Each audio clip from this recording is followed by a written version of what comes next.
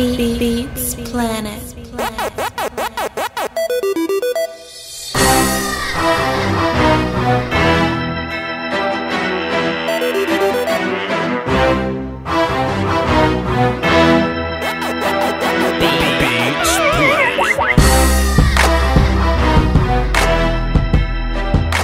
And it's that slick talking big head Mississippi phenomenon. What's happening, man? Vach Lombardi. Holding it down for the Doski Woski and the Peasky Whiskey. Back at it like a crack at it. Phone's lines are open. Set that up real nice. Let me scroll it. Morphed. Morphed. Sir, I don't know if you really care about being first or whatnot, but my mans, you get the accolades today. You first. What up? Still gunplay. LOL. Jalen up in here. Steve, Travis, Ty Gaskin, Jack, Attack Dog 0500. What's happening, man? Raymond White, John Appleseed, random topics, random time. Warfan 1994. You left a comment on one of my videos, and I was about to fuss at you, Warfan 1994. What? It was about Josie Jewell or something? It was by Josie Jewell. Warfan 1994. Me and you was about to argue about Josie Jewell in one of my comment sections, dog. But whatever. Michael Battle. Masked Enigma. Justin Collins. What's happening? What's happening? First name, last name. What's up? What's up? What's up? Jalen Laws. Warren. We got two Jalen's up in here. All right. Steve Amores. Mi hermano. ¿Qué pasa? ¿Qué pasa contigo? Cruzan. Gary, CJ Jones. All right, cool. That's it. Mr. Flammy, Matthew 123, Jack Burzik, Warren McFadden. That's all I'm going to do. No more shout outs. Gregory Lightbody. What's happening, man? All right, that's it. What's up, y'all? A lot of things been going on in the Kevin Witter unbandaged. What's happening? Apologies. My bad. So a lot of things have been happening in the football fandom. Quarterback week was last week. It was exhausting, but we got it done. Salute to everybody that came through and watched the video. Salute to everybody that came through, dropped a comment and a like on it. If I touched your opinions at all, salute to y'all. If we agree on things, cool. Now, I don't want y'all jumping up here thinking that, oh, Vach Lombardi had a positive review on this player, so that means Vach thinks he's number one. Well, it's not official. It's not official until April. April is when I drop all my videos for rankings or whatnot. I'm gonna do position rankings in April, so it ain't official. I have an unofficial quarterback 1, 2, and 3, and I kind of don't even really want to say that. I kind of want to be, want that to be exclusive to the people that saw it. If that's the case, you need to follow me on Twitter if you didn't see it. You need to look up my Patreon and Facebook group and all that as I chow down on this Tres Leches cake. Steve Amores know about Tres Leches cake. Okay. So let's jump right into it then, because I feel like Jalen has gotten into a point in which I was ready to make anyway. He says my Rosen and Falk film session was some bullshit. Well, let's jump into it. When it comes to quarterbacks, especially with quarterbacks I've done multiple videos on, I'm not really in the business of repeating myself all the time. Just a whole bunch for no damn reason, right? So salute to Steve for also eating Tres Leches. So Pete, y'all, I've done 2 Sam Darnold tapes. I've done a Baker Mayfield tape, 2 Luke Falk tapes, 2 Lamar Jackson tapes, and I've done 2 Josh Rosen tapes in which I've covered 3 years of him. Most people get quick looks. Josh Rosen has got a long ass quick look, right? So if you want the full opinion, damn it, watch those videos, right? For example, I spent a long portion of my first Lamar Jackson video talking about his running ability. So with the second Lamar Jackson video, what you thought I was gonna do? Talk about his run ability? I did that. So I talked about his passing ability, or what I felt like he was lacking with the pass ability. I mean, I touched on a few runs that Lamar Jackson made. Festus and what's happening. I touched on a few runs that Lamar Jackson made, but in the quarterback week video, it was mostly about him passing. If you wanted to see me talk about him running, go take a look at the other video, at the quick look in which I talked about Lamar Jackson running. Cool. So let's bring it to your point, Jalen. You're talking about the Josh Rosen video. And a lot of people felt like I was being too easy on Lamar and too critical of Josh Rosen. Well, if you watch the first Josh Rosen video, let me read this comment. First off, was ripping him for not being able to handle pressure. Well, I really don't feel like Josh Rosen I don't think he has a good feel for handling pressure, Jalen. Matter of fact, Jalen, call in so we can talk about this and not just be reading comments, because that's kind of frustrating. In the first video, I touched on his accuracy. I touched on his mechanics, on him reading defenses, on him playing within his offense. I didn't really touch on too many flaws, but his pocket awareness and his potential injury situation. I'm not going to talk about that for the Josh Allen quarterback week video. I'm going to touch on things that I've newly discovered, not things we've been talking about for 3 years. So when we watch the Texas A&M game live, we go, "Oh boy, shoot, that's quarterback number one right there." Well, let's watch the actual film. And what do we see from the Texas A&M? Hey, it was some rough throws he made. I felt like Sam Darnold plays hero ball, but Josh Rosen also plays hero ball. Well, Sam Darnold has the skill set to sometimes play hero ball. Sam Darnold got deep accuracy. I don't think Josh Rosen is as deep accurate as Sam Darnold is. Hey, that's just me. Let me get to this call in a second. Antoine Myers dropped $9.99 in the super chat. What up, bro? Cowboys, if we don't get Hernandez, man, I like what I see from James Daniels. Ooh, Antoine, I'm going to get into that, fam. Look, Antoine, I got Jalen on the phone, so let me just talk to Jalen and get this Rosen thing out of the way. But let me write this down. I'm definitely going to get to that. Hernandez, James, Daniels. What was the center, really? Daniels, combine. I was impressed by both of them. Antoine Myers, don't you go nowhere. Let me just get Jalen off the phone real quick. Jalen, what's happening, bro? Venture frustrations at me, bro. Go ahead.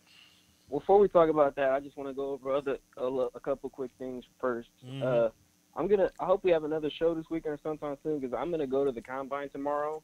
So I like to share my thoughts with y'all on what I see there, and I'm gonna go see the quarterbacks live. I'm going to see receivers, and absolutely, there's only you the plug. Go one ahead. guy not throwing, so I don't know. You don't know who that guy is, but okay. Only one guy not throwing. Okay. But and then my other point was, man, I love Saquon Barkley. I've been on this Saquon Barkley train for a while for the Colts. I know everybody keeps saying Chubb, but damn it, I don't pass on Hall of Fame talent for good players. I don't care if you draft me for position need. But now this Rosen thing, like, I felt like you're doing him unfair, because your videos they're so much more critical of Rosen as compared to these other quarterbacks. And I also feel it's not fair to put his Texas A&M game, because, yeah, he did come back, but I also think that was, like, his worst game of the season, to be fair. Like, do we put out the Mississippi State game for what's his name? I mean, Sam Darnold, Ohio State is probably his worst game. But I mean, I don't know. It just felt like you were being a bit hypercritical of Rosen. So, Jalen, would you say that USC was Rosen's best game? My favorite game was let's see, where was it against? Because I have it down here. What about It was Memphis? against Arizona State. I think Arizona State was his best game by far. And you saying in that game highlights something that you thought that wasn't good that I disagree with you about. Okay. I think Rosen has an amazing arm and amazing deep ball accuracy. Man, if you watch that game, amazing. yeah, I'm talking about amazing. Like, I think it's far and away the best in this draft. Like, You this is saying good as some quarterbacks in the NFL already. You saying Josh Rosen has amazing arm talent? I mean, not in the sense that he's got a huge arm. I think he's got a pretty good size arm, but the accuracy to ball placement is spectacular. I think it's second to none, man. It's like you think Drew Brees is an elite passer. It's like that kind of level ball placement and accuracy. I think he can put it anywhere he wants in terms of if he's aiming at a spot on the field, he can put it high, low, to your right, left, and lead you and do a lot.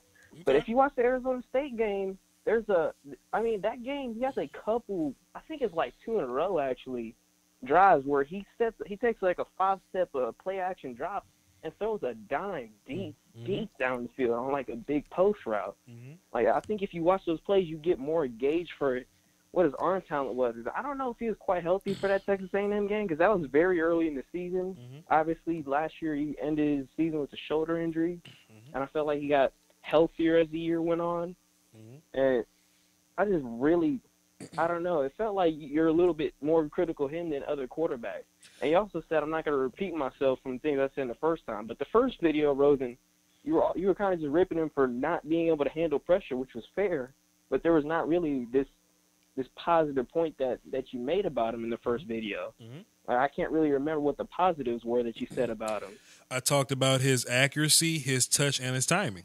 I talked about all those things, and to be fair to my disclaimer in my quarterback week Josh Rosen video, I was also like, Josh Rosen is a very consistent quarterback, and I'm gonna keep from being, keep saying the same things over and over again. Like, if I showed every Josh Rosen play, it'll be a lot of completions, and I didn't want y'all to fall asleep on my film session. So I gave the disclaimer because my videos aren't the end all be all. I want y'all to do research too. So I gave disclaimer. I was letting y'all know, hey man, I want to touch on some negatives because I feel like a lot of these negatives aren't being talked about, but I've talked about a lot of positives with Josh Rosen. And if you put my quick look, my long ass quick look video, plus the quarterback week video, I may have shown like 9 games. And what I've had negativity about one of them, which is the Texas A&M game. Jalen, you reaching. Come on, man. I don't know, man. I just feel like, because to me, he's a special, like, He's written superstar to me. I think he's a superstar. And today, it kind of confirmed superstar for me because I don't know if you watched his press conference, but he was saying a lot. And everybody knows quarterbacks who say in their press conferences a lot, they tend to be just superstars for some reason. Mm-hmm. I don't know what it is about that, but... And it's cool to be a Rosen fan, and it's cool for us to kind of sort of disagree. Just to let people know, I mean, I don't think Rosen is bad. I actually like Josh Rosen. On my last live situation, I was actually talking about quarterbacks being as successful as their coach or system allows him to be. So if Rosen comes into a bad system, we'll see. If he's in a system that complements what he does well, we'll see. But just touching on the film, hey, we just touching on the film. And the only reason I picked the Texas A&M film session because Jalen, I feel like you woke, I'm woke. Cool ass Drake is woke, but everybody that watch my film sessions ain't woke. So when non-woke people watch, when we all watch UCLA come back from behind for Texas A&M, we were high on Josh Rosen. Like, man, Josh Rosen did well in this game. He brought them back from this deficit, but it was a lot of hero ball. It was a lot of inaccuracies. It was a lot of crossing routes. It was a lot of tight end save me type of stuff going on. You see what I'm saying? Oh yeah. No. Also, I want to say about that Luke Falk session, the team you were talking about that got 3-man pressures and was whipping his ass, that was Washington. Yeah, hey, that's pretty sure it's Washington. That's the best way to get him. Rosen went against them too. He was kind of beating that coverage, but I remember in that play too. There's a play where he put amazing ball placement, ended up being a touchdown in that game. It was like on a corner. Jalen, you the homie, but people like sending me money or whatever, so I'm gonna have to hang up on you. So after I touch on them, you can feel free to call back. All right. Let me touch on that. People sending me money. 323. Don't go nowhere, but people sending me money, so I got to touch on these. Okay, just hang tight. Okay. So Steve Benzik basically had the same concern that Antoine Myers had. He wanted to talk about the offensive linemen. I'm definitely gonna touch on those guys. Hang tight. Cowboys X Factor. Should Dallas Cowboys draft at 19 Roquan? Roquan ain't gonna be there, man. And if he is, you should probably run to the podium to get him. Do you see an Alvin Kamara type player in this draft, like third or fourth round playmaker, any type of position? A lot of people like Balaj, man, but people been comparing Sony Michel to Alvin Kamara. I think Alvin Kamara has made it real easy for pass catching backs to make money in this league. So, hey, man, it is what it is. We'll see about that. Deuce, I got people sending me money, so unless you want to talk some offensive lineman, what the hell you want? What's up, brother? Oh, wait a minute. I had you on mute. I'm sorry, Deuce. Hit your intro again. Hello? Okay, Deuce hung up. Okay, let's talk about some offensive linemen, y'all. Let me just throw my pen on the table real quick. So, like everybody listen, quiet, silencio, listen. That's me throwing my pen on the table. Did y'all see my son, Will Hernandez, today? Did y'all see my son, Will Hernandez, today? Looking like John Wick out there. Looking like the first thing smoking out there. All of a sudden, Quentin Nelson hamstring started tightening up on him. Come on, what? Let me tell you something. About my homie, Will Hernandez. And Deuce is on the phone, so let's just talk about this. I feel like a lot of people feel like there's a big distance between Isaiah Wynn and Will Hernandez. I'm very, very pro Will Hernandez. Like, those guys are close to me. I love Isaiah Wynn, but people feel like Wynn is like a clear number two. And then, like, Hernandez is, like, after him. But I feel like they making up stuff about Will, right? Just because he was, like, 320 or whatever, they just making up a narrative that Will can't move. He showed y'all today. he showed y'all today. I mean, his hips weren't, like, the best. And when he's dealing with these small, you know, every now and then a team will put a defensive end at 3 tech and just let him be fast. And there's a way to fix that. Will can just, keep his elbows tight and shoot his hands in the chest and not try to catch people. And Will will probably be able to deal with these quicker guys, right? But it's just something gratifying when you watch film and you have a good idea about somebody. Then you take a look at their combine performance, at their Senior Bowl performance. Will's probably going to have a nasty-ass pro day. And it's all coming together. Mirror drill, when he was the rabbit of the mirror drill, the splits, the 5-1-40, top dog in bench press. Will Hernandez made some money, bro. And Cowboys X Factor was asking me about the number 19 pick. I take that dude at number 19. People talking about, oh, we could trade back, get an extra pick, then get Hernandez. So Will Hernandez to be gone? Hell nah. You get your man when he's on the board. You don't play Russian roulette with guys that you love. I take Will Hernandez at 19 with a smile, especially if you the Dallas Cowboys, because not only do you get a left guard, you get your identity back. Who is this dropping all this money in my damn super chat? Ronnie Simmons. I know he isn't as big as these other supposed first-round quarterbacks, but hands down, Mike White leaps and bounds best quarterback in the class. I got to watch a little more film on Mike White. He was very surprising at the Senior Bowl. You know what I mean? Mike White showed up and put the nipple on everybody's titty at the damn Senior Bowl. Salute to Mike. I didn't know who the hell Mike White was.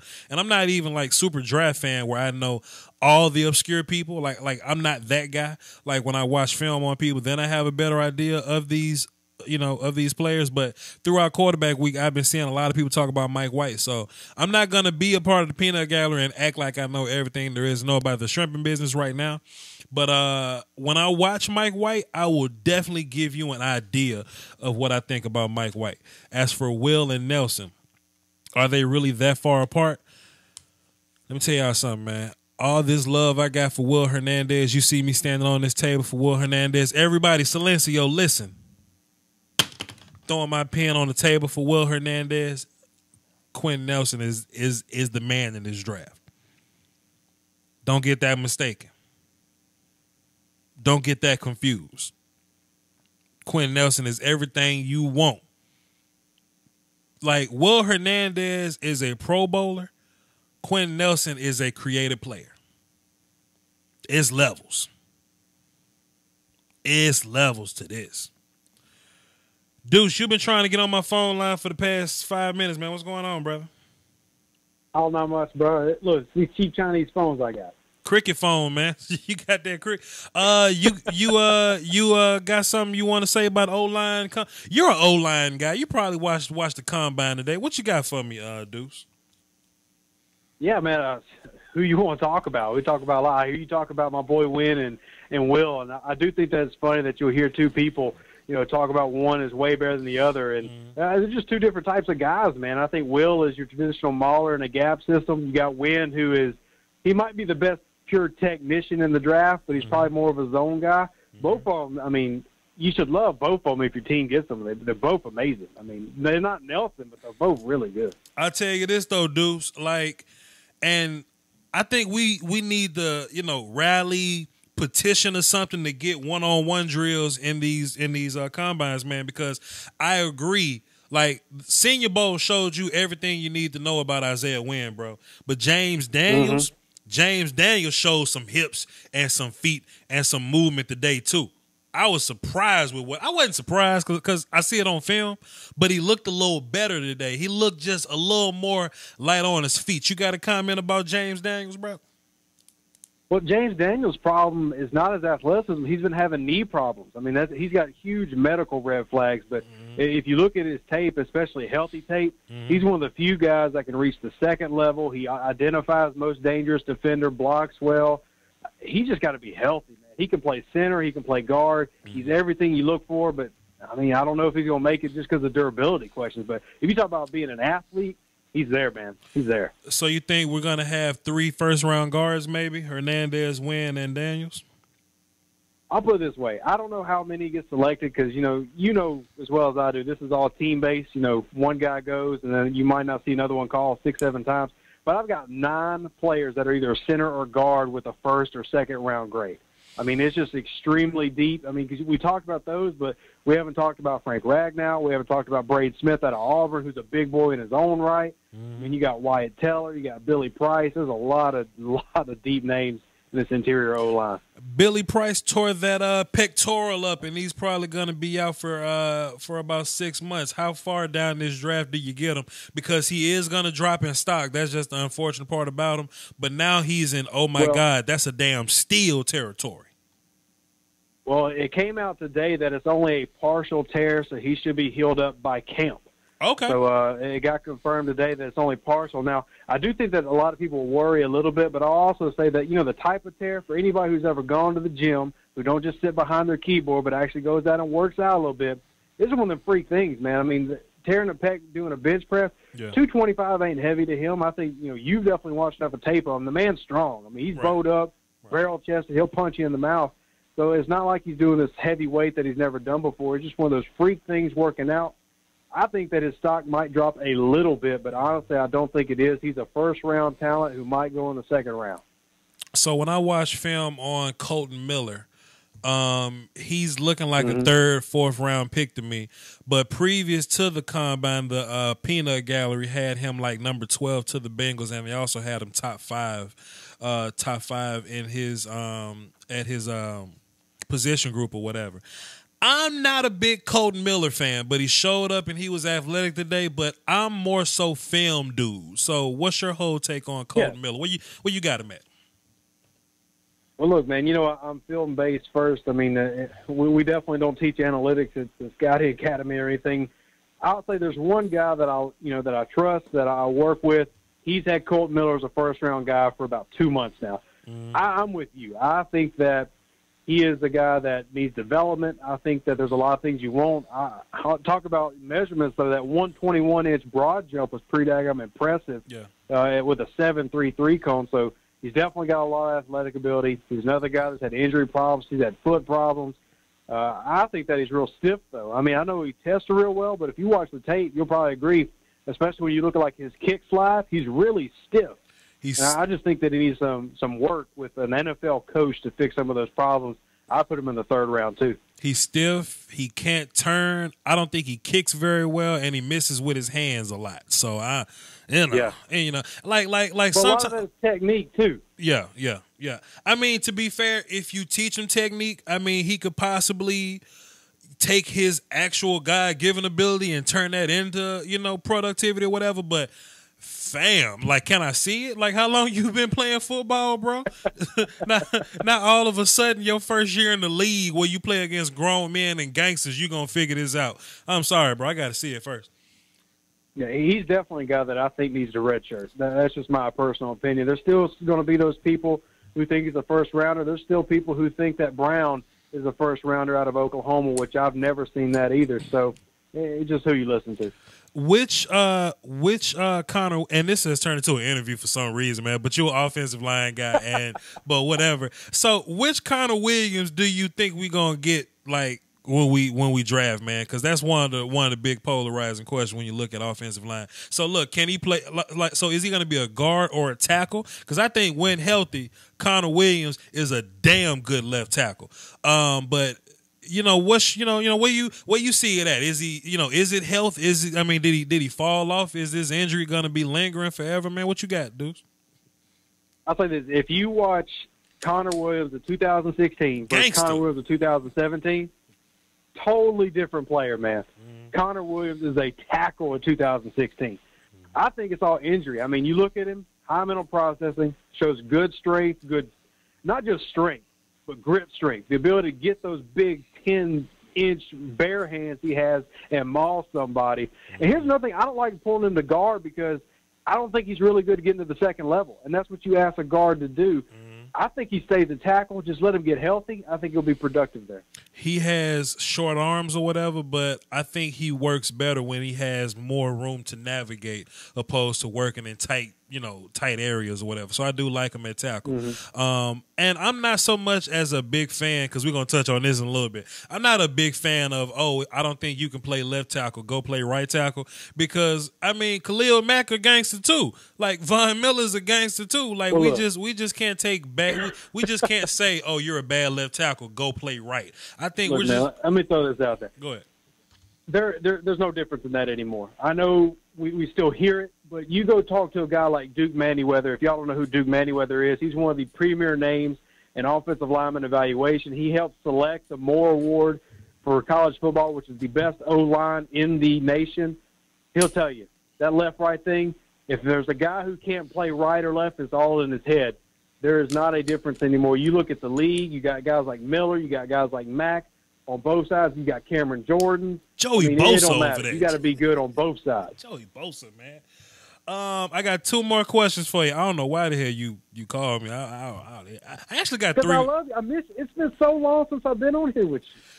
Look, man, I'm on vacation, bro, and you need to let me on your channel too, because you like to call me when I'm leaving the day job and I'm tired and exhausted. Look, don't make me pull out receipts on your channel with 137 people watching, knowing I've been asking you for weeks to come on. I don't want to hear that. I'll pull out receipts right now. Well, my birthday's tomorrow. That's why I'm on vacation. Don't talk to me tomorrow.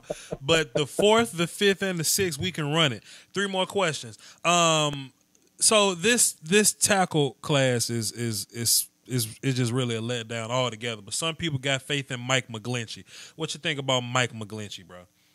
I think he regressed, but what do you think?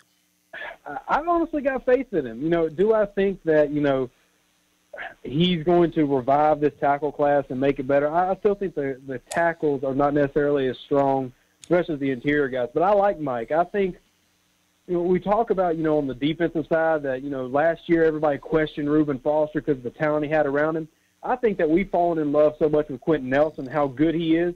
We're starting to criticize McGlinchey a little bit too much. Mm-hmm. I think that he's got a lot of talent there. I think he's effective. But when you're standing next to a guy that is generational, I mean, Quentin Nelson is a blue chip. He is, the potential 10-year, 10, 15-year guy at left guard who's a perennial all-pro Pro Bowler.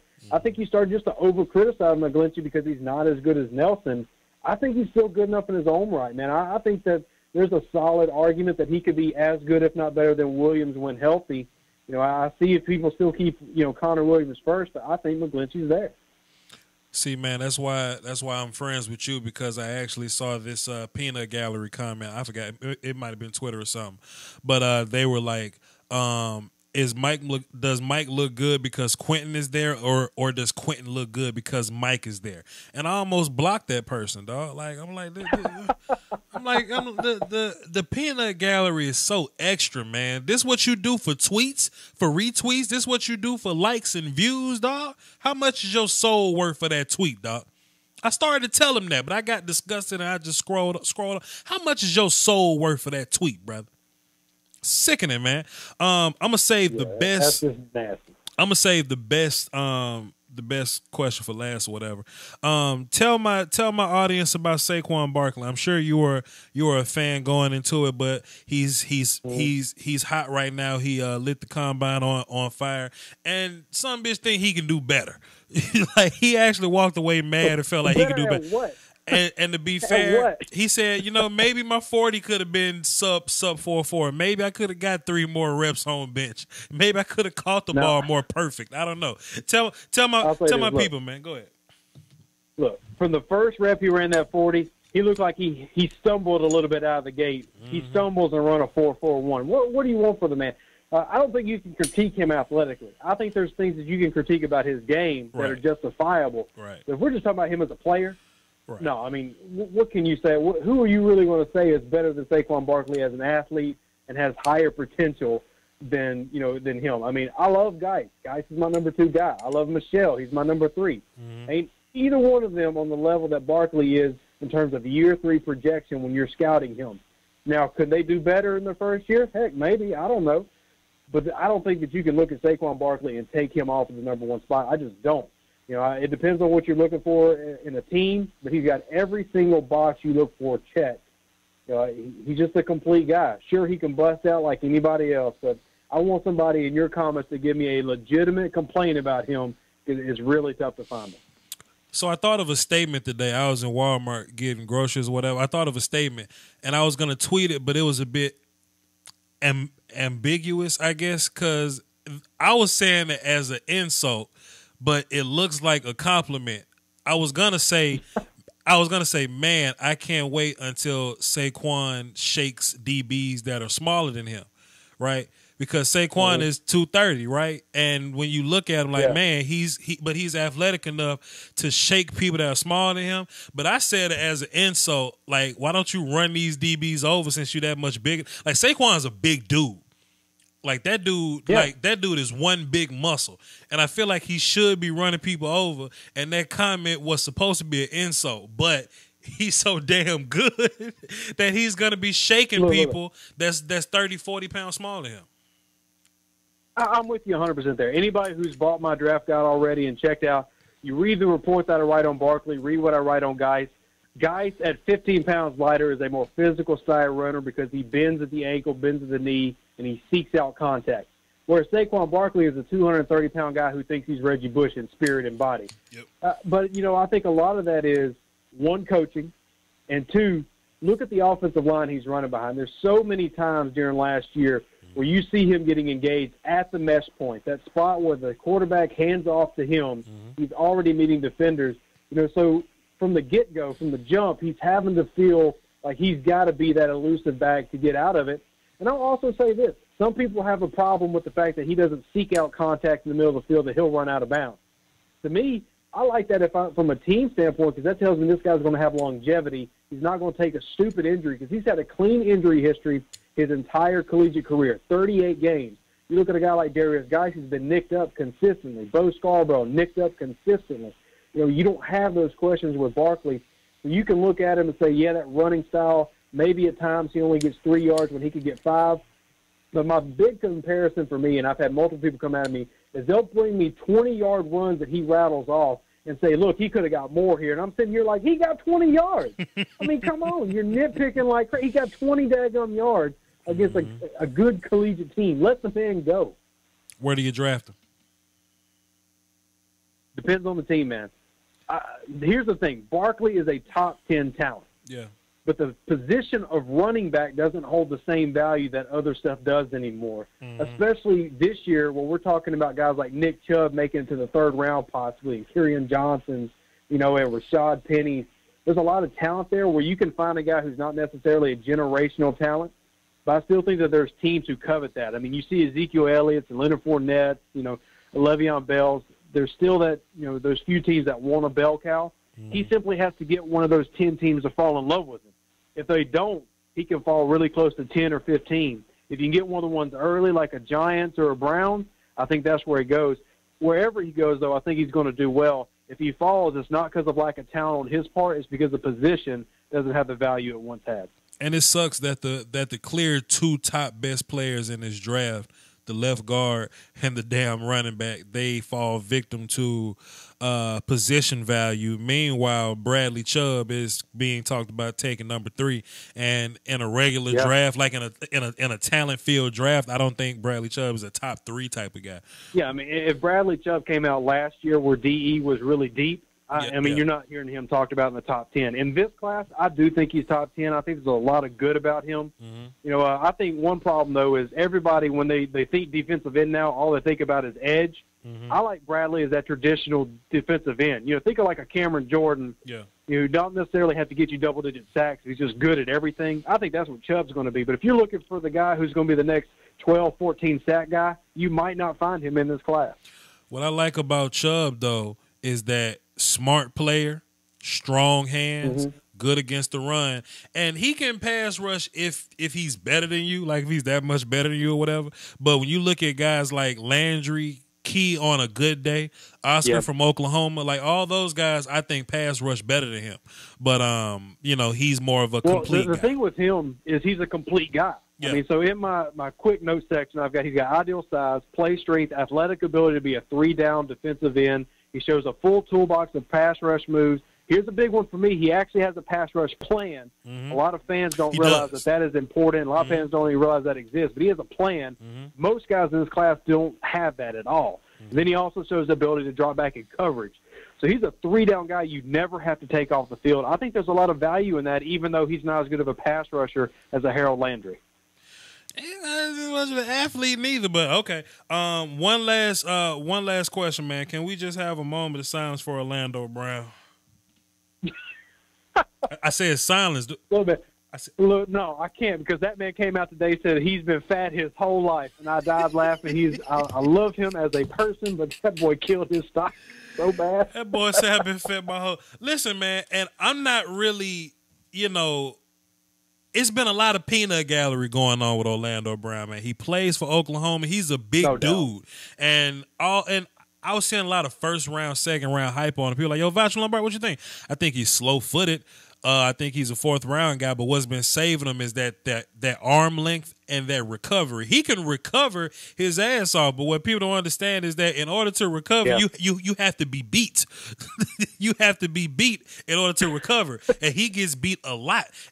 But those long arms save him. You gonna run? Look, man. Go ahead, man. This your show. This your show. Go ahead. Mudd. Yeah, it's your show. You can talk if you want to. I'm that type of person. I'm gonna take over. Go ahead, man. Howard Mudd, famous offensive line coach, teaches that there are multiple ways to close space, and length is one of them. Yeah. For that reason alone, a guy like Brown is going to get people loving him. He's 6'7" and 7/8. I mean, the guy's basically a basketball player with arms. I mean, it's ridiculous. He might as well have trains on each side. That alone is going to get people to go after him. I think with, development, if he turns that fat into muscle, You know, if he could have the body of Tano Passignon, except be Orlando Brown, that dude's scary. You know, I think that he's a guy you can beat him and still not win because of how long he is. You know, I would still take a lot of guys. I would take Connor Williams. I'd take McGlinchey. I would play Isaiah Wynn at left tackle before I would have Brown starting next year. But, I mean, you just look at him, and you got to think as a coach that you can turn something into that. It's very rare to get that type of, you know, body size and player in the NFL. You know, so if nothing else, you want to take it as a risk and see if you can turn him into something. Because think of it this way. If you could get him, you know, in shape, you know, doing calisthenics or whatever, and then actually work on his technique a little bit, you're talking about a top 5 left tackle prospect in terms of potential. I think that's worth looking at, man. If you get that dude in shape, he need to go fight. But look, man, like, because, you know, if you like, because I was thinking about Cam Robinson last year, right? Like, he was the kind of biggie, slow footy type of guy, but he was nasty and he was strong as hell, right? Orlando Brown ain't really mean, and he don't really use his size or his strength really well to me. So that's another issue. I'm with you, and it's not on that. His hands are really raw. I mean, you can tell he relies almost entirely on the length. You know, now he was using a zone scheme, so they didn't ask him to be that mean mauler like, you know, Will Hernandez was to punch somebody in the mouth. Yeah. He's more of a space guy. Which is hilarious. Like that. Which is hilarious. There's going to be 4 or 5 teams that want him because of size alone. They should take him top 18 so the Cowboys will have a better player at 19. Deuce, thank you very much for coming on to the show and me interviewing you. And I'm sure you didn't think it was going to go like this. I did not. did you want to hang around and debate my phone calls, or did you just want to hang up and go chill in the chat box? What you want to do? No, that's cool. If you want me to hang on, I'd love to talk with you. Like I said, I just haven't seen you guys in a while. I wanted to come by, hang out. And, you know, if you are cool with me sticking around, I'll stick around. Well, if you ain't doing nothing else, then look. So peep this out, y'all. I got 3 people on deck. Adam Hall is going to be the third one. Y'all know how Adam Hall do. We're going to take a quick break because I'm Hollywood and I got ads now. So hang tight. Be right back. Hold up. Tired of your mock draft simulators giving you unrealistic results like this? Voch Lombardi uses the Fan Drafted app. I can come on here and I can build my own mock drafts. We go Josh Rosen, number 1, and we go Quentin Nelson, number 2. I can build my own big board with Quentin Nelson on the top of it. I feel like he's the best player in this draft. Sue me. I can do player rankings. I can move guys all up and down this thing if I want to. But the most fun that I have is using the live draft, where I only use one team. We get the Giants, and we're going to go 4 rounds, and let's see. So we got Josh Rosen with the number 1 overall pick. I'm the New York Giants. Say I want to mix things up and take Minkah Fitzpatrick, number 2. And then we move on with the rest of the draft. Say in the second round, I want Will Hernandez to save the New York Giants. Boom, boom, boom. Like that. I can have hours of fun doing this just on my phone and not getting fired at my day job. It's the Fan Drafted app, man. It's available on the Google Play Store. Type it in just like that. Fan Drafted. And I'm Voch Lombardi, man. Salute. We back at it like a crack addict. All right, so Deuce, you are there, right?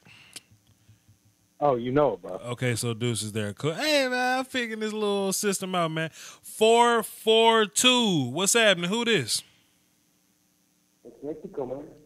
Hey, what up, Mexico? That's racist. What you got for the show, man? In the combine, Duke Tobin, the GM from the Bengals, said they like Quentin Nelson a lot. And I like him a lot too. He's winning, he's big. Where he punches you, he knocks you out of the way. So Duke Tobin said Nelson could play tackle, and the Bengals more than a guard need a tackle. Do you think he takes line outside, or do you think he takes guard and he's not go there for 10 years? Okay, appreciate it. Thanks for the call. I think he said, because I know Mexico is a Bengals fan, and I know he said the word tackle. And I know Colton Miller did well today, and I know Kuiper mocked Colton Miller, number 12, to the Bengals. So we just go piece that puzzle together. I don't see Colton Miller as a number 12 guy, and if that's the case, do I see another tackle going number 12? I mean, not really. 12 is pretty high, you know what I mean? So, but if you're the Bengals, you draft number 12. So in the second round, it's like 40 something. I mean, you can find one of those tackles, a good tackle at 40 something. So I wouldn't reach for one at 12. I would just get the best player at 12. I'd get one of those linebackers. I'd get one of those D linemen, you know, receiver, however you feel about it, whatever. Well, no, because you just drafted the kid that didn't play last year at receiver. So, I don't know. You might like a tight end or something. I don't know. Derwin James is about to jump through the damn roof Monday. So, you know that might be a possibility. Deuce at 12, the Bengals. What you think? I think if you're going to get a tackle, it's still a reach, but got to be Connor Williams, I guess. I would say if I'm the Bengals, you got several other holes, man. Just get something else. You know, this tackle class isn't deep. Wait to the second round, maybe get a Brian O'Neill or McGlinchey, or wait to the third and get Tyrell Crosby out of Oregon. Yeah. Somebody say, English, mother, do you speak it? That ain't right. Dudes, how do you feel about Josey Jewell, man? I would say, I don't know, man. I'm kind of conflicted. There's some games that are good, and then there's this game against Penn State where it ain't good. It ain't good at all. So I get into a lot of shouting matches over Josey Jewell, and a lot of people think, people use Penn State as a good game for Josey Jewell. I mean, I guess. How? Where? I guess. If you say so. The fact that his ankles still work, is that how? My whole thing, Deuce, is that as long as you did the work, I don't like judging people on their opinions, because what you saw is what you saw. But there are some people coming out here telling me, hey, man, Josey Jewell might be in the first round, dog. I might be in the second round, third round, dog. I'm like, man, Josey Jewell he's a tick better than Ben Boulware and Scooby Wright and Tyler Matakovich. I think he's in that same category, but he's a tick better than them. I think he does have good coverage awareness. I think, Deuce is patenting this word, mental processing. I think he does have that, but his body don't go as fast as his brain does, and that gets him in a lot of trouble, and he's stiff as hell. So, go ahead, Deuce. Well, look, man, I've talked to a couple scouts. I've talked to a couple representatives from teams. Nobody I know has him anywhere near the first round. I think a lot of that gets just hyped up as media stuff sometimes. I don't know anybody around the league that has him there. I'm not saying he can't be good.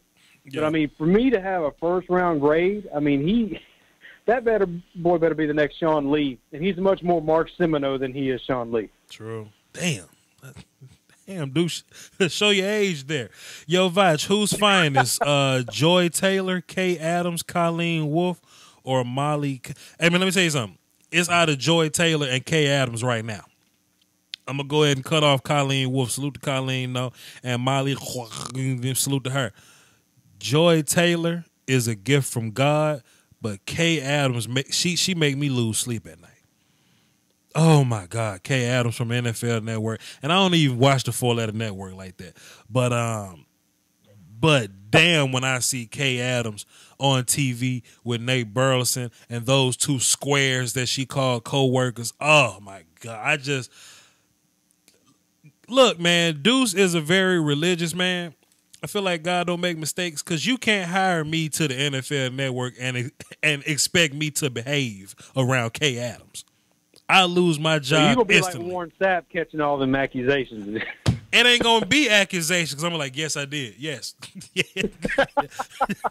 Yes, I was inappropriate with Kay Adams. Yes, I did. Yes. I watched her all the way to her car. I followed her home. Yes, I did. God damn it. Care about that, man. Vosh Lombardi, did you sniff her chair? I can't confirm or deny if I sniffed her chair, sir. What you mean? This man gonna be catching charges. You know you cannot be messing with the white women like that. I love Kay Adams, man. Yeah, I think that's the problem. Yeah, that's the problem. That's the problem. But Shucks. What's the old girl? The Joy chick. I remember, like she covers like basketball or whatever. I think that's what she does or whatnot. We could be talking about. Let me type in Joy Taylor. I'm gonna get right back to my show. Women distract me, y'all. I'm sorry. Joy Taylor. Let me see if that's my wife, my other wife, Joy Taylor. Y'all know somebody else who's like real low key, like cold to me? Sage Steele on a good day. Oh my God! Like no, you like gotta be very specific there. Like normal Sage Steele looks like an old lady, and I kind of whatever. But Sage Steele on a good day. Oh my damn, Joy Taylor, who is this? I don't know her. Wait a minute. No, she's with Fox Sports. I'll be completely honest, man. I can't like a woman that got a jaw stronger than mine, so I don't mess with Joy. I ain't with that. And that jaw is defined, boy. But hey, Joy Taylor. I was completely confused on who Joy Taylor. Hey, Joy Taylor. And my eyebrows on fleek though every day. I will say I like Joy Taylor, even though she wasn't who I thought she was. Kay Adams is pretty much killing Joy Taylor. Okay. Hey man, this is some analysis y'all not gonna get from Mel Kiper, man. I will stop the middle of my show. The show love to the ladies. Let's get back on task. Who the hell we was talking about? Let me check my super chats, make sure I ain't missed nobody. I don't know, but Chris Brock ain't rocking with it, man. He says give him that jaw. He don't care how strong. Look, man, I can't be with the Crimson Chin. I just can't do it. More power to you. But I want to feel like the man in a relationship. Joy Adams look like she true rocks.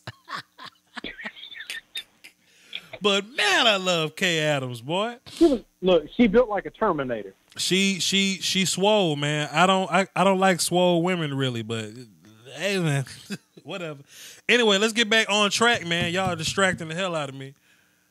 This is why I can't do live shows. I really said, Vash Lombardi, did you sniff Joy Adams' chair? I said I can't confirm or deny. I'm a piece of shit, man, but god damn. You gonna get us shut down, both. And they can't shut me down. Adam Hall, what's good, fam? Hello. Adam, what's up, bro? Please get my show back on the rails, man. Adam, yo, what's happening? I'll do my best. Can you hear me? I can hear you. Right on. All right. So I was watching some of your videos this week. Okay. Great as always. But I gotta take a little bit of a problem with your analysis of Rosen. So okay. I'm still formulating my rankings for my overall favorite quarterbacks and everything. But I'm thinking I'm really starting to settle on Rosen as my main man here. That has nothing to do with me being Jewish and him being Jewish. That is just a bonus. Mm-hmm. But let's get right into it, shall we? So one of the things I wanted to take a look at this time for my stats dive is where like his passing chart. So if you take a look at this great organization called the CFB Film Room. That's a Twitter organization. They do really great charting of passes, and they kind of do a lot of the same stuff that PFF does for college football. And so I wanted to take a look at a comparison between Rosen and all of the other major quarterbacks. And so what I found was that, first of all, Rosen had like an enormous number of drop passes compared to all of the other quarterbacks. He had 43 drop passes on the season. That's for a 13.2 drop rate. Now, Jackson had a little bit more than that, but I think that's something that we need to take into consideration when we think about like whether or not he's an accurate passer and whether or not his arm strength is actually up on the tip top. It's something that you took a lot of, you really criticized him on, was that you think his deep ball is not as up to par with somebody like, Darnold or Allen or whatever. But I wanted to jump into this a little bit. And so actually when you're working with the far seam, so 20 yards downfield in the middle of the field, his accuracy on deep passes is actually within the top 25% of all college quarterbacks, and that's pretty exceptional. He has 3 touchdown passes, 9 for 15. That's really solid. He's pretty solid on the left side of the field as well, and he's not too great on the right side of the field. That's a problem for a lot of college quarterbacks from what I've seen now. So what we're looking at here is somebody who's pretty damn accurate and is able to work from within the pocket. Over 90% of his passes are within the pocket. Now I recognize that we're switching to this RPO system in the NFL NFL today to a certain extent, but I think there are still a lot of teams that are going to be able to utilize somebody who is, in my opinion, a better version of Matt Ryan to a really high extent. We just saw Matt Ryan in the Super Bowl a couple of years ago, and I think that if Rosen's there, maybe he makes a couple more plays than him when he's developed. But really quick, before I kind of jump into these comparisons, I just want to get a couple more numbers out here for everybody. So we have his completion percentage versus his adjusted completion percentage on deep passes. So he completed 39.1% of his deep passes. That's not great. But when you take a look at his adjusted completion, when you take all the drop passes out of there, which is something that I didn't really, which I saw a little bit in your video, but not a substantial amount, is that it jumps all the way up to 50%. Now that's really solid. Even by NFL standards, that's going to get you in the top, most certainly in the top half. And if you compare this, now we want to jump a little bit into the comparison, but if you compare this to adjusted completion downfield by all the other major quarterbacks, now what I have here is Mayfield, Darnold, Allen, and Jackson. And if you compare that, he jumps really high up. Originally, it's 39.1% versus Mayfield, who's number one in all these categories, 54.5% completion downfield. He's really good at completing deep balls. But if you take a look at it versus, like, what are the wide receivers and tight ends actually doing? Well, for Mayfield, they're catching the balls. He only increases his percentage by 1.3%. But for Rosen, it increases by 11%. Now, it's a really big difference here. And so I think that what we're seeing here is we take a look deep into the tape, which I know you did, and I'm still going to do a little bit of my tape analysis.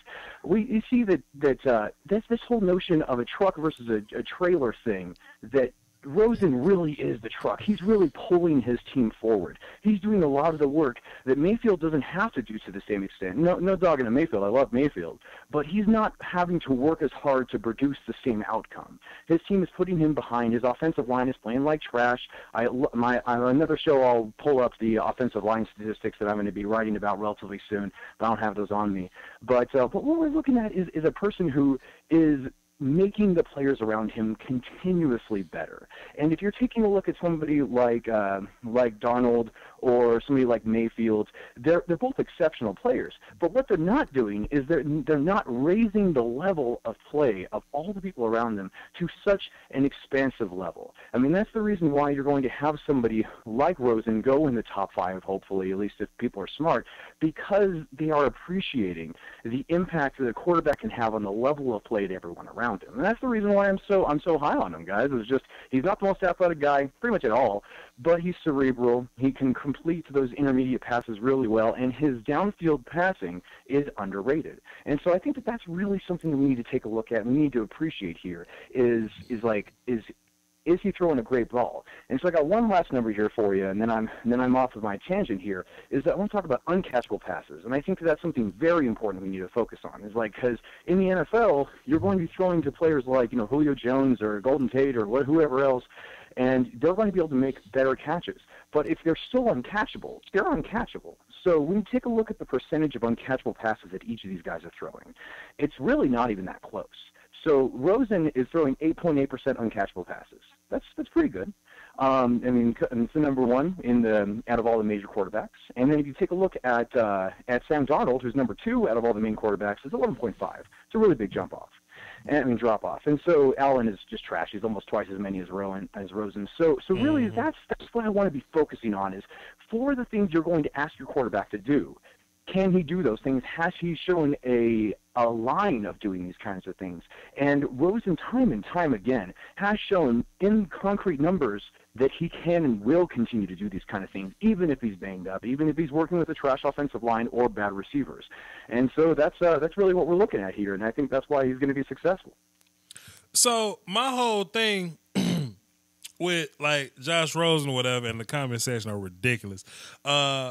My whole thing about Josh Rosen, and Jalen's on the phone too, is people are taking my Josh Rosen video and they're taking it as like the gospel of how I feel, when it's simply what I saw in the film session.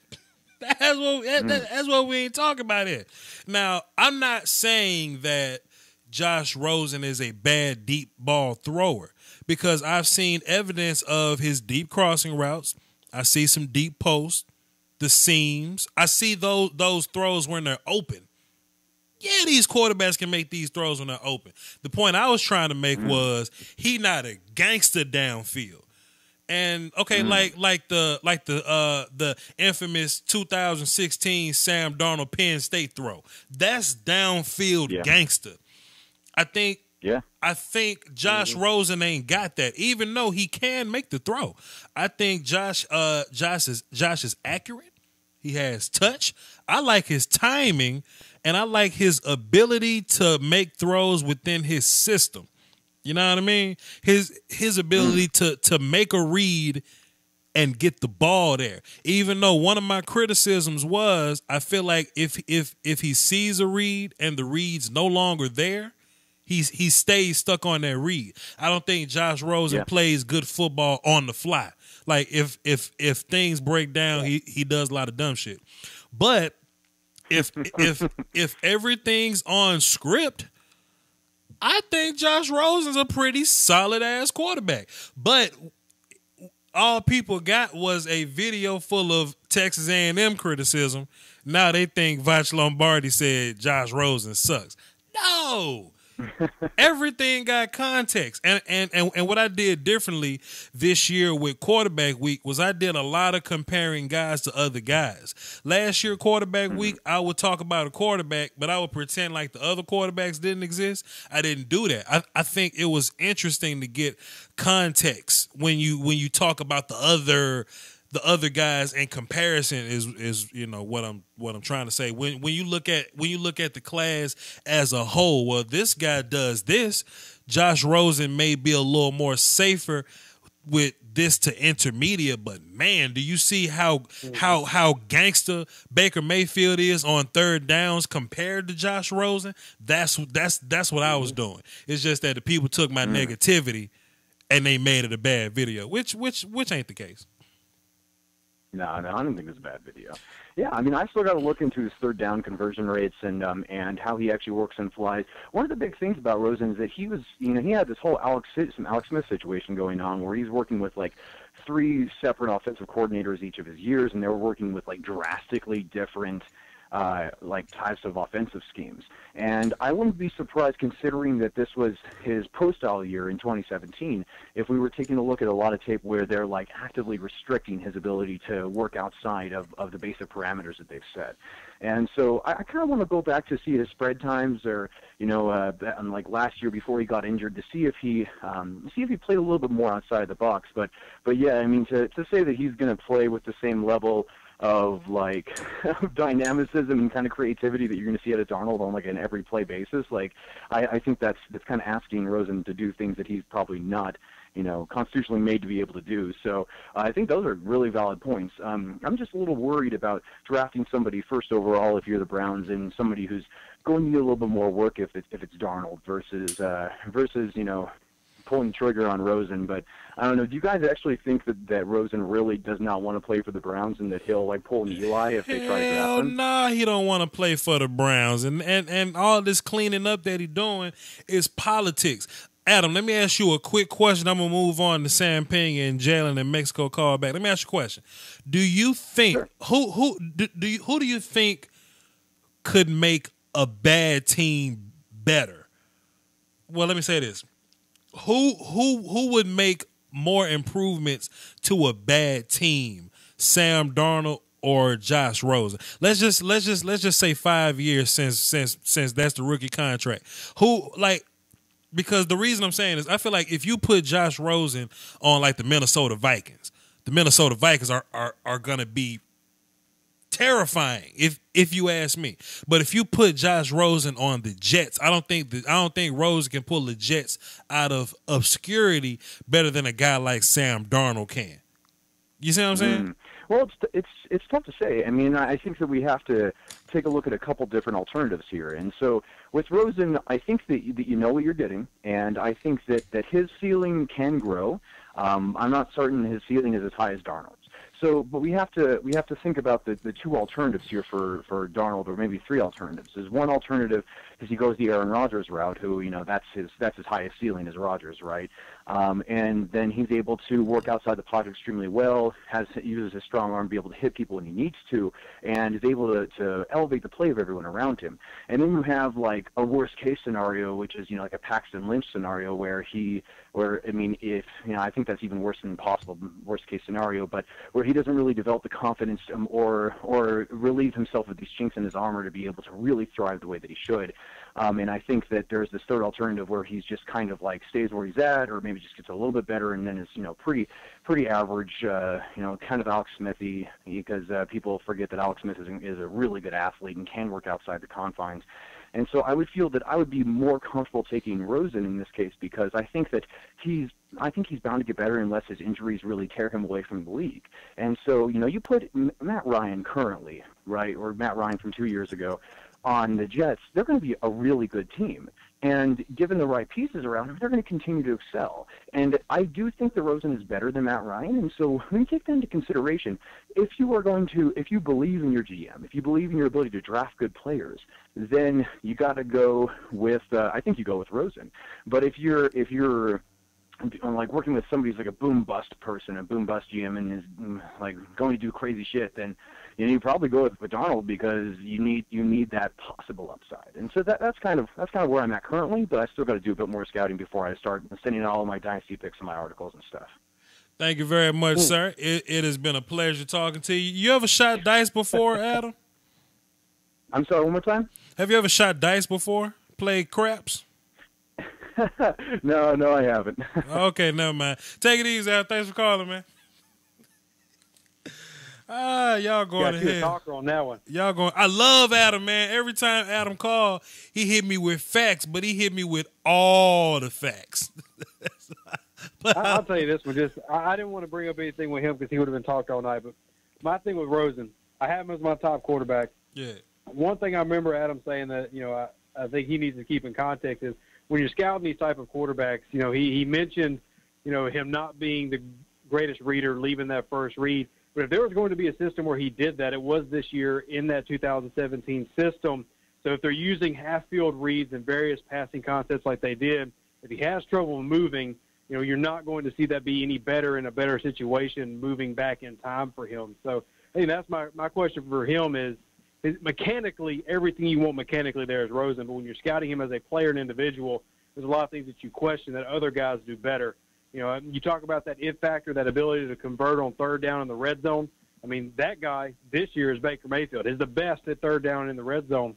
If you're looking at overall just the best quarterback, it's Rosen. So it's a good question to ask. I like how you asked Adam the question after he got off the phone. So I just looked at my notification. I was trying to save your timeline, man. No, I got all night. Not really. I actually got an RPG to play. Yo, fam, let me tell you something. Let me just take 5 minutes for nerd talk. Actually, 2 minutes for nerd talk. Then I'm going to check CJ Jones in my chat box. Then we're going to get back to these phone calls. We got Jalen and Sam Pena, and we're going to wrap this show up. So I've been looking for a good PS4 game to play for a while. And I haven't. You got Fortnite. I ain't fooling with Fortnite, man. I would rather get a PC and play PUBG, but whatever.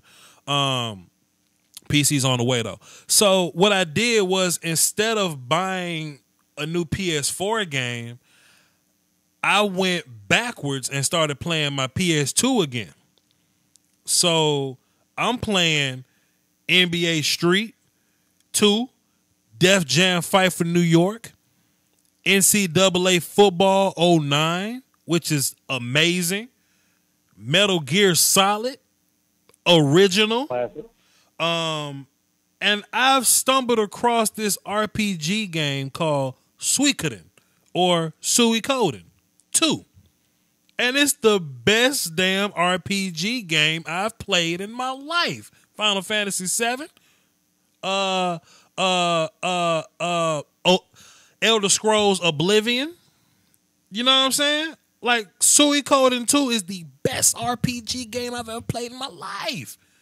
I'm really surprised you went PS2 and didn't rattle off Budokai 3 that you played. I got it. Look, I got it. I'm just not playing it right now because I'm fresh off of Xenoverse, so I ain't really get into Budokai Tenkaichi. I actually got 2, but I got it. I just haven't been playing it because I've been playing NCAA and Metal Gear and Suikoden and Def Jam and NBA Street 2. But man, I'm having a better time than I thought I would playing my raggedy ass PS2. The graphics look horrible on my TV. You can ask Sadie Fresh. They look horrible on my damn TV. But damn, I'm having so much fun. Now let me just check CJ Jones real fast because he made a comment on my Josh Rosen video because apparently he's sipping that Kool-Aid too. So Sam Darnold is hero ball, but Rosen has inconsistent accuracy. What the F you on, dude? Well, let me explain, sir. Context. Thank you, dudes. What I was saying in the video is both quarterbacks play hero ball. Sam Darnold's version of hero ball is, I think I can make that throw. It's a bad idea, but I think I can make that throw. And he makes the throw trying to make a play happen. Josh Rosen's hero ball, and I showed this in my Texas A&M film breakdown, he will put his head down, close his eyes, and fling it to the end zone. That ain't hero ball. That's just a bad decision. You know what I mean? What the heck are you doing, ball? That's what are you doing? Like if you don't like there's no way Josh Rosen thought he could have made a play. Now granted, he made the play. It happened. It was a miracle. It would have been picked off in the league, but it looked like he closed his eyes and threw it to the end zone. Sam Darnold would throw the ball in triple coverage and the receiver would just drop it. I think it's a thin line between hero ball and a bad decision, and that's the incompletion. But hey, that's just me. Let me bring Jalen in because he got an attitude. I know he gonna come up because Jalen is the only one that actually wanted Adam Hall back on the phone. So, oh my God! Let me stop this. Josh Rosen is more talented than I'm giving you credit for. I've called Josh. What do you want me to say? What you want me to say? He wants you to say he's the top guy in your class. Just say that. And I'm not gonna say that. I'm not gonna say that. Like even in my Saquon video, like dude's like, man, you ain't giving Saquon enough credit. What you want me to say?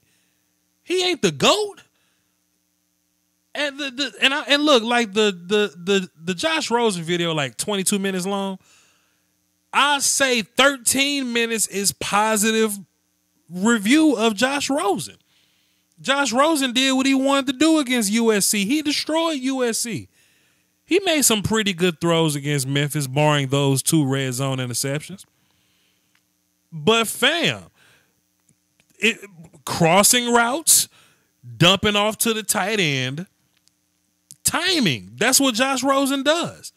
Sam Darnold is clearly more talented than Josh Rosen. Now, how you play the quarterback position, whatever, you know, you can make an argument that Rosen plays quarterback better than Sam Darnold. I probably won't fuss at you. But what you want me to say? Come on, CJ. I don't know if I'm with you on that one, boss. What happened? I don't know if I'm with you on that one, boss. He's more talented. He's more talented than Josh Rosen.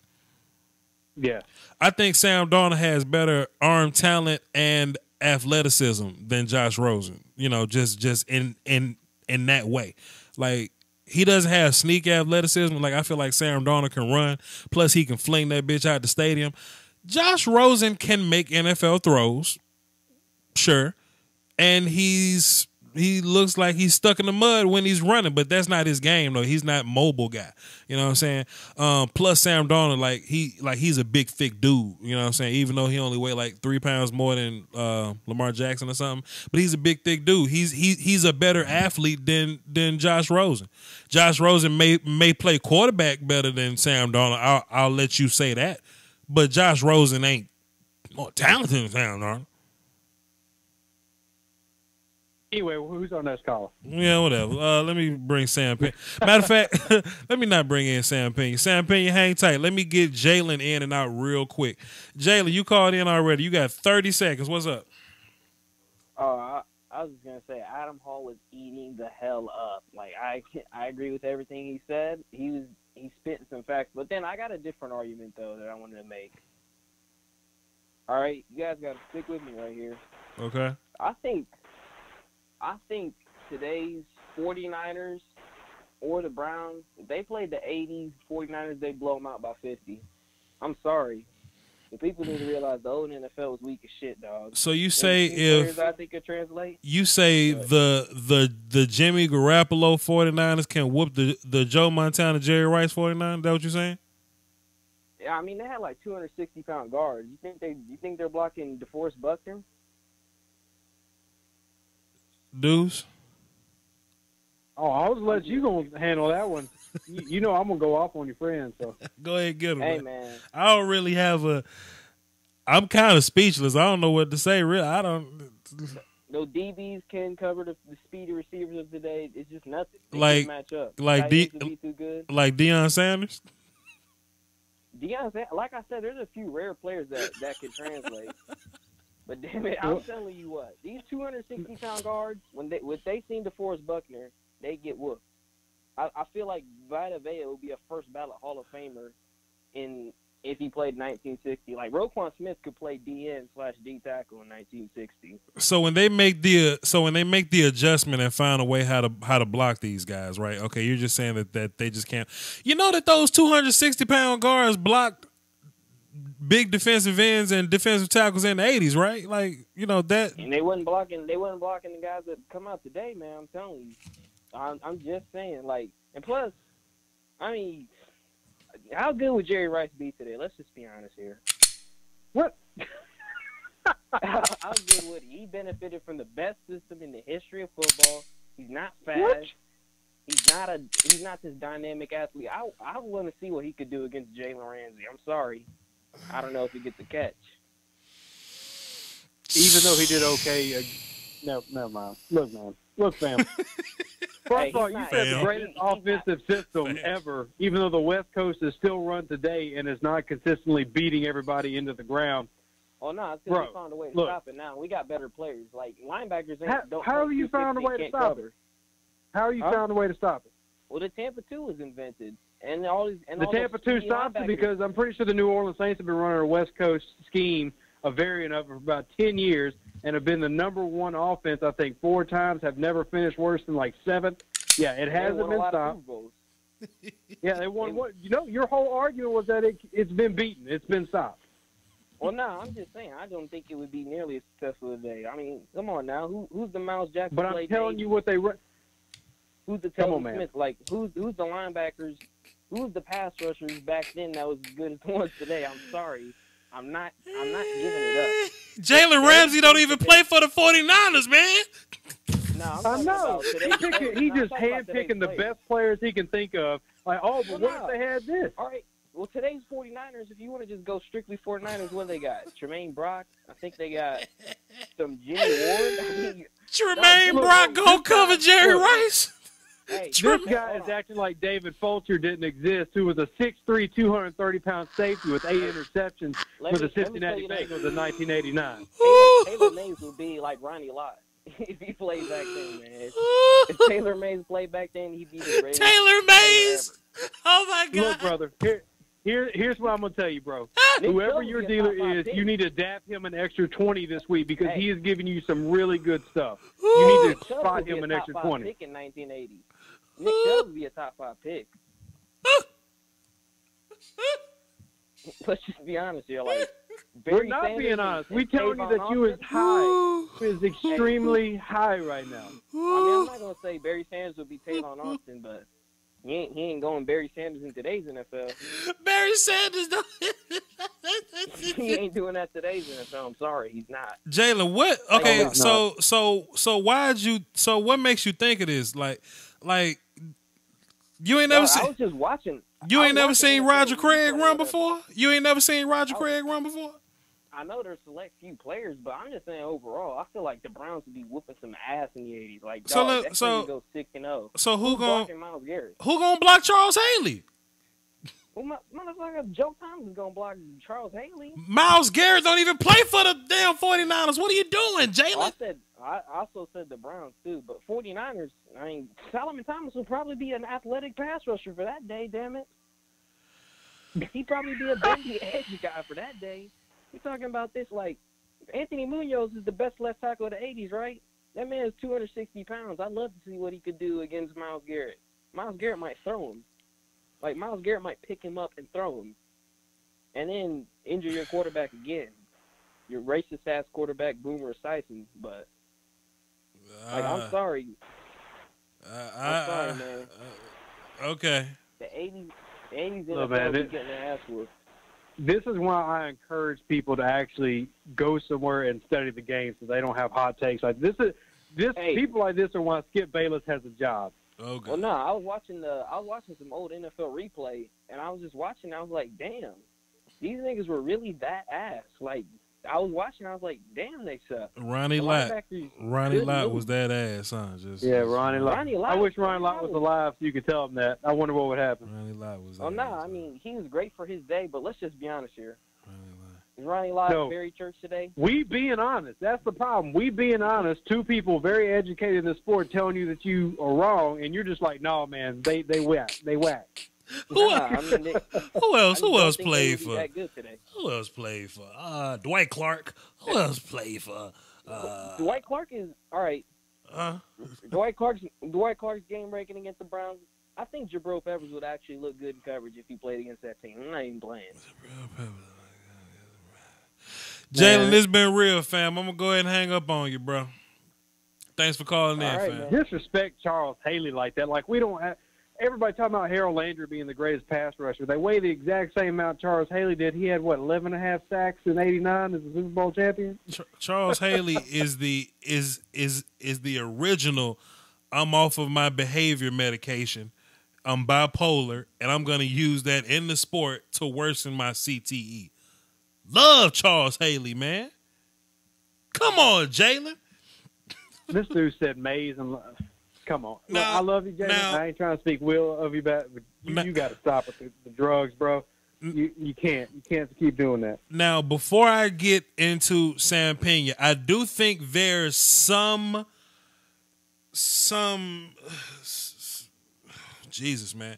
Like, I have been in plenty arguments to where, you know, Ray Lewis better than Dick Buckets to me. You know what I'm saying? Like, that's Yeah, I get that. You know, if you want to say Randy Moss is more athletically gifted than Jerry Rice, sure. But you're not going to tell me the Jimmy Garoppolo 49ers are better than the Joe Montana 49ers. We can't do that. Not on my show. I'd be irresponsible if I let that go down on my show. 849, what's happening? Hello. What's up, 849? Who this? Hey, this is Tyler. What up, Tyler? Are you pissed off at Jalen's comments? They're pretty idiotic. And But are you pissed off at Jalen's comments? Yes, I'm extremely pissed off. Okay, you laughing. So look, I'm about to put you on hold and put Sam Pena back online because he was here first. But I just thought you called in to be pissed off and to scream at Jalen. So Sam Pena, what up, man? Jalen, you tripping, man. That's what I'm talking about, Sam Pena. Oh, my God. That's what I'm talking about, Sam Pena. Bring the nasty, Sam Pena. Go ahead, Sam Pena. Okay. First of all, Anthony Munoz was 6'6", 290 pounds. He wasn't a small dude, and he's the best left tackle that ever stepped foot on the face of the planet. Ever? Second. Ever? Oh. Wait a minute. Ever? Willie Roke might have a problem with that one. Willie, I mean, Jonathan Odgen. I mean. That's the only one who's up there with Munoz. Okay. Orlando Pace? Oh, he was good. He wasn't Anthony Munoz. Huh? Come on, man. I think we get sidetracked right here. Walter Harris, what my man play for Seattle? Talk about this. Walter Jones? Walter Jones? What? Walter Jones? The Seattle Seahawks legend Walter Jones? He's a legend. I'm not taking away nothing from him. He wasn't Anthony Munoz. I just named 4 tackles better than Anthony Look, Munoz. here's my problem, bro. Here's my big problem. What This up? man tried to come on your show and tell me that Carlos Hyde and Marquise Goodwin were going to have their way You know what? with these 49ers. Deuce, that was my biggest problem. If you want to make generational comparisons, do it. I do it all the time. But you're not going to tell me Jimmy Garoppolo 49ers that got the 9th overall pick. Listen, if it was him talking about like how would the Patriots teams do against the Niners, then maybe we could have a discussion. That's But a we're discussion. talking about Jimmy Garoppolo's 49ers against Deion Sanders, Ronnie Lott. I mean, come on. Oh, man. Charles Hey, Haley. look, they got Pierre Garçon, man. They ready. Charles Haley, Deion Sanders, Joe Montana, or Steve Young, however you want to run it. No. Here, I got you one more, man. He's coming at you for these 49ers being undersized when the 49ers he's talking about have got Trent frickin' Taylor, who is 5'8", 180 pounds in the fly. Oh, my God. Let me look up the 49ers stat sheet. I ain't got nothing else to do. We're going to wrap this show up in a little bit. Jalen called back. I'm not going to let you back on, Jalen. I'm not going to let you back on. Go ahead, Sam Pena. Let me talk to him. Uh-oh. Sam Pena bringing some shit. Oh, Sam Pena. Oh, shit. Wait a minute. Oh, shit. Jalen, Sam Pena say you full of it, man. What you got to say, Jalen? Hey, man, I'm telling y'all, like, today's Jaguars play that team, they blow them out by 50. Today's Jaguars Blake Bortles. play those 49ers, Blake those Jaguars may not score a point on them. They may not. The Jaguars offense has one offensive player, Leonard Fournette. Leonard Fournette, Like, nobody I'm on the telling 49ers you, side. are you saying Blake Bortles is going to beat that Niners defense? Yep. Come on. He's dominating. Blake Bortles? Allen Robinson? First off, you guys keep saying Deion. He's not on the Al- 80s 49ers. Allen That's the Robinson 90s. is hurt, bro. Y'all keep Allen saying Robinson Deion. is hurt, Deion's and the not year on that before, team. Allen So Robinson who's had that other 700 yards cornerback? receiving. That other cornerback is about to get raced by Allen Robinson. Okay, Ronnie Lott. It ain't got. Okay, cool. Ronnie Lott. Cool. Go ahead. Ronnie Lott. And I Ronnie Lott. Ronnie Lott try and cover. Ronnie Lott. You think Allen Robinson would beat Ronnie Lott in coverage? He wouldn't just beat him. Have you watched Ronnie Lott? For like 2'8", for like 210, man. Like, I'm telling y'all, they are whooping this shit out of them. Calais Campbell is getting in the backfield every single play. First off, Joe Montana's going to go out after like the first drive. He's going to get hurt. Joe Montana's going. Okay, so now you bring come in. Now you. Okay, this is what you're doing, Jalen. Jalen, about to mute you, fam. It was fun, bro. But come on now. He say Joe gonna get hurt. Now, we got to hit him with this. Look, He listening. Go he's ahead. talking trash. You bring up Leonard Fournette, acting like these 49ers you're talking about didn't shut down Walter Payton in the playoffs. You ever heard of sweetness? Matter of fact, let me bring Jalen back on the line. What do you think about that? Jalen, Walter Payton getting shut down. Walter Payton a scrub too. Hey, I mean, Walter Payton's all right. All right, Jalen, I'll holler at you, bro. He's done. I'll holler He's at you, done. bro. It's been real, Jalen. Barbecue chicken. Appreciate you, Barbecue fam. chicken. Go ahead and hang up on Jalen. It's been cool, bro. Oh, my God. Jalen's gone, people. Sam Pena, go ahead and make your point so I can wrap my show up, dog. Well, actually, I called on to talk about Josh Rosen, but Go ahead, I go want to ahead. keep on talking about this. Go ahead and talk about Josh Rosen. Get us back on. Well, the question that you asked was who would fare better, like if they were to go to like a who would help their team more, Josh Rosen or Sam Darnold. I think, for example, if the Browns took or the Jets took Sam Darnold, they would be much better than if they would take Josh Rosen. And the reason why is because Josh Rosen is great when the script is going his way. But when Josh Rosen is under pressure, especially interior pressure, when Josh Rosen has to move around the pocket, he doesn't work as well as Sam Darnold does. These people. Darnold instantly upgrades your team. Josh Rosen, maybe he'll be a better quarterback than Sam Darnold in the long run. I don't see that happening, but maybe he will. But if we're talking about who immediately adds to your team to a bad team, it's Sam Darnold. Now, if Josh Rosen were to go on a team that had good coaching, then maybe Josh Rosen would be a better player than Darnold. But if we're saying that they both go to a team that does not have good coaching, does not have good game planning, then Sam Darnold's going to perform better because Sam Darnold's going to do better when everything doesn't go their way. I mean, listen, Adam Hall, I respect you, man. You know your numbers, you know your stuff, but I watched the tape, and the tape tells me that Sam Darnold is throwing into tight windows Sam Darnold is dealing with terrible receivers, not only drop passes, but run the wrong routes. Sam Darnold is dealing with pressure up in his face almost every single play, and yet he's still getting the job done. These people, Sam Darnold may not be as Getting fine. the job done was turning the ball over at an alarming rate. That's bad mental processing, fam. And they still won. These and they people still won lost. more than Josh Rosen's UCLA Bruins. The damn Wins 40 are team stat. the damn Wins 49ers are team stat. the damn And you're telling me 49ers that- lost in overtime to the Colts. To the Colts in overtime. You want to play against Montana and Rice? Go ahead, Sam. Hey, to your point, man, listen, I understand what you're saying, that he turned the ball over. That's true. But, listen, they were in a championship game. The Bruins were not. The Trojans were doing well with Darnold despite his turnovers. And you watch the tape, that offensive line was way worse than Josh Rosen's offensive line. It just I'll was. hit you with this, man. NFL Okay, scouts do not care that USC was in a quote-unquote championship game. They don't care if they had more wins than Rosen. They don't. You're right. They look at traits. They grade a player for a player.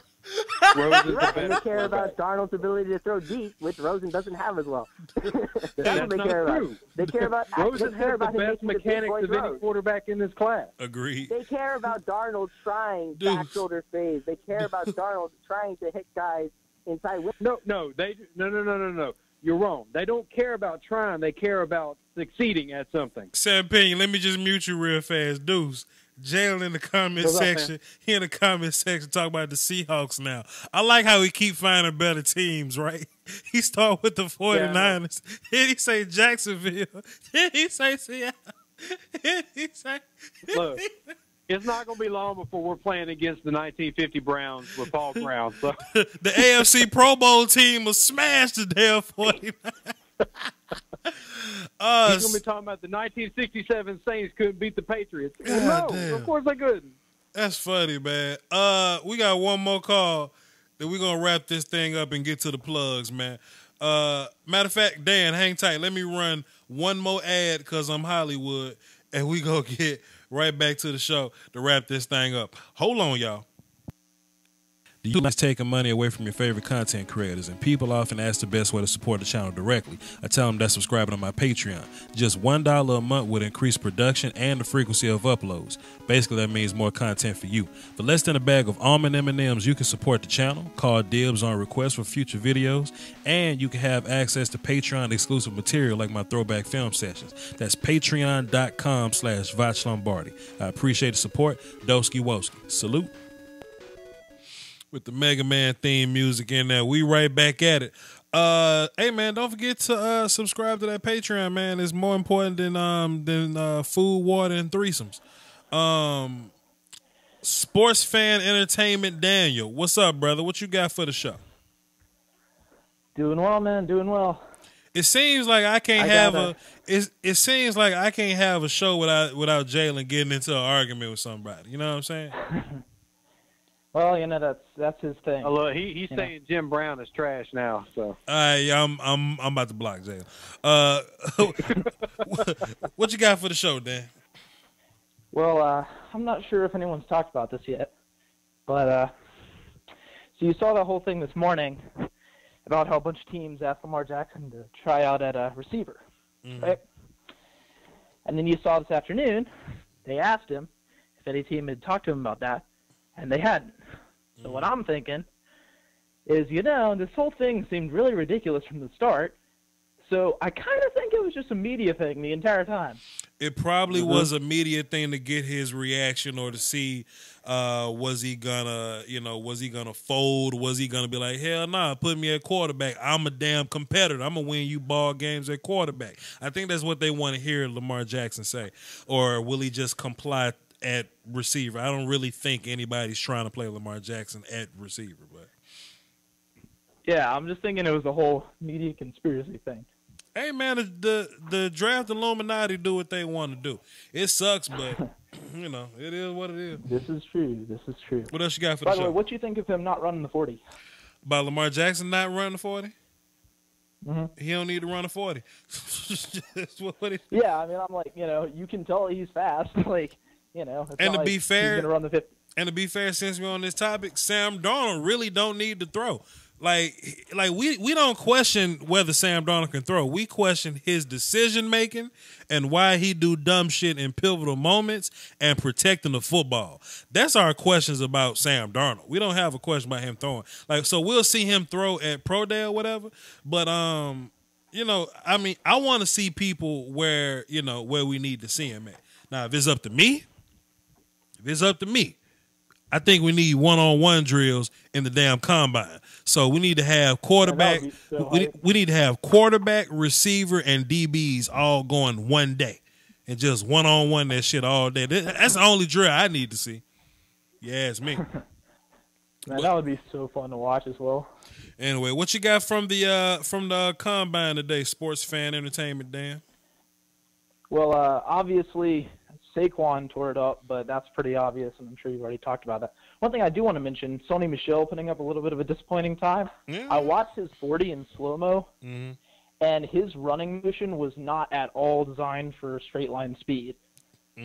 So he ran a 4.54, but that wasn't really him focusing on running in a straight line. He was running in a way that would provide very easy lateral motion. So that's a great way to run when you're actually running in a game, but not a great way to run a 40. So, there's just that to mention there for people who were disappointed in that. It's not as bad as you may think. I got two questions. For you. I'm gonna let you go. You ever shot dice on a corner before? You ever played craps? No. Okay. Well, I guess I guess Deuce the only white man know how to play craps up here. Also, do you think the Jimmy Garoppolo, Carlos Hyde 49ers can beat the Joe Montana, Jerry Rice 49ers? I'm going to have to say yes. Say it again? I'm going to have to say yes. And you know why? Explain. Because I am a firm believer in that athletes get significantly better throughout the generations. Now, quarterback is a little bit different because there's a limited amount of athleticism. But I think in terms of athletic talent and athletic ability, if you took a running back from the 80s and put him in today, he's going to struggle because he's not going to have anywhere near the relative athleticism to his peers as he would have back then. You don't think? What? What are we doing here? What are we doing here? So athletes as an overall group have become more athletic through better training and just generally I totally agree. capitalism, right? I totally agree. Go ahead. So that's the theory here, is that while the actual roster for its time with Joe Montana was significantly better than this Jimmy Garoppolo roster for its time. So you think Joe Montana, Roger Craig, Jerry Rice, Charles Haley would lose to Jimmy, Carlos Hyde, Pierre Garçon, and Solomon Thomas? I mean, it would be close. Don't take a deep breath now. No. Don't take a deep breath now. Don't say that shit now. No. It's not like you saying, okay, we're gonna take the damn NFC Pro Bowl team and put them up against. Yeah. Like, Jalen has some valid points, and y'all make valid points. Like, people, athleticism is different. Myles Garrett in the 80s would be a mutant. I totally agree. But the amount of Hall of Famers compared to the amount of Pro Bowlers ain't the same. That's fair. Ain't close. And that's why I took a look at it and said, you know what, it would actually be close. I'm not going to, because after thinking about it more, yes, the talent differential between teams now and teams back then, obviously the team now, just given a generic player, but the fact that there's such a gap in terms of they were great players back then versus now you have mostly average players now, you know. And I'll say this too, yeah. 19, let's say 89. That what was it, like 14-2 Deuce? 89? Like that team ain't that far away from here. Like that wasn't that long ago. Like it was long it was long ago, but it's not like like Fran Tarkenton ain't really top tier to me. You know what I'm saying? but Fran Tarkenton to Joe Montana, that's a huge time space, right? Yeah. Joe Montana pretty much better than damn Jimmy Garoppolo. You know what I mean? Yeah. And that's why I said, a quarterback position is a little bit different because the actual athleticism required isn't as, like having more athleticism at the quarterback position doesn't necessarily mean that you're going to be inherently better. But at most other positions, there's going to be a significant difference. Emmitt Smith and Barry Sanders will be fine in 2018. You know? I mean, yeah, but they're not going to be like as insane as they would have been. All right, Daniel, plug your stuff and get off my show, man. I'm disappointed. Go ahead, plug your stuff and get out of here. SportsFanEntertainment.com, SportsFan Entertainment on YouTube. We're actually starting to get videos again, supposedly tomorrow. He's taken a little bit of a leave of absence, but we're not going to get into that right now. And yeah, but we're plugging out content consistently on the website, so SportsFanEntertainment.com. We got a mock draft up recently. Bye. Deuce, what the hell wrong with these young people, man? I don't know, man. All he's saying Barry Sanders wouldn't do anything. Barry Sanders ran a 4.37. I mean, I don't know what we doing here. Like, 205 pounds, ran a 4.37, and the dude was short. Whatever. And look, then they say Vach living in the past. I was born in 92. You know what I mean? And I'm a firm Randy Moss over Jerry Rice dude. I'm a Ray Lewis over Dick Butkus guy. Like I'm a Peyton Manning over Joe Montana guy. Jimmy Garoppolo don't cut it for me though, bro. Like Carlos Hyde, freaking Solomon. Dudes, plug your stuff, man. One last thing. You know that 4.37 he ran? What's up? Yeah. He ran it in sweatpants. He ran his shoes, man. Dudes, he wasn't wearing track shoes. He wore tennis shoes and sweatpants. Come on, fam. For real, y'all go look it up.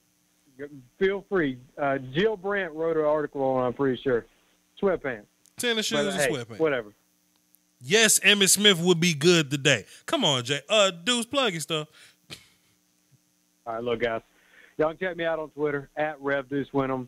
The draft guide is on pre-sale right now. If y'all want to check it out, I'll have a big board, scattering reports from actual, trained eyes to actually get an idea of what's going on. Also, follow the channel. I think we're up to almost 2,500, so it's popping. Happy for you, man. Happy for you. Drop $1 in his Patreon, too. That's more important than food, water, and threesomes, That's going to be on the shirt one day. What you doing? What you doing for the draft, man? Like, am I going to the draft? Is that what you're asking? Yeah, what you gonna do? Well, if you can get your people to drop enough money in that Patreon box, I will go to the draft. Very, very fair. Take it easy, Deuce. Kiss the wife and the baby for me. Salute, bro. Have a good one. Will do, brother. Yeah. Oh, man. Good show tonight, y'all. Good show tonight. Oh, I got another call. Mexico, 20 seconds. What you got? I'll speak slow, fam, because these people don't understand me. Yeah. So this week in the combine, they asked the Bengals GM what he thought about Quentin Nelson. Okay. Uh-huh. Okay. And he said he was a stud. He was the best player in the draft. But that he maybe could play tackle because the Bengals need tackle. Do you think he can do that, or is he too slow? Because I think he's going to be another provert or tackle. I don't know. Quentin Nelson probably not going to make it to 12, man. But, yes, the Bengals do need tackles. But I see Quentin Nelson purely as a guard. Now, to be fair, Quentin Nelson probably is a better tackle than Orlando Brown. But whatever. Yeah. But Quentin Nelson is a generational left guard to me. That's just what it is. Appreciate it, Mexico. Thanks for calling, bro. What's that? Salud. Yeah. And so you will keep Nelson inside. I mean, Nelson probably get drafted.